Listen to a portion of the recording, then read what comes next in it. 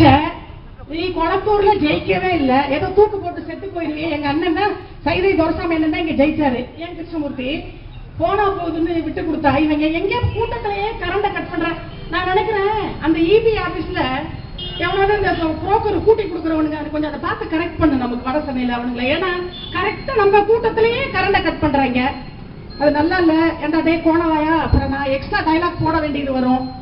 எப்ப பார்த்தாலும் நாங்க கூட்டம், நீ கூட்டம் நடத்தல மட்டும் கரண்ட் கட் ஆக மாட்டேங்குது. அப்ப உனக்கு கூட்டி கொடுக்குறானுங்களா, இல்ல உன் பொண்டாட்டியை கூட்டி கொடுக்குறாங்களா, இல்ல குஷ்புவை கூட்டி கொடுக்குறாங்களான்னு கண்டுபிடிக்கணும். நானு இந்த மாதம் கிட்ட இதெல்லாம் தேவையா? நாங்க கூட்டம் இங்க தெருமுனை கூட்டம் நடத்திட்டு இருக்கோம், புடுங்கி மாதிரி கரண்ட் ஆஃப் பண்றீங்க. மரியாதை கெட்டுரும். அடுத்த கூட்டத்தில் கரண்ட் போச்சுன்னா நடக்கிறதே வேற.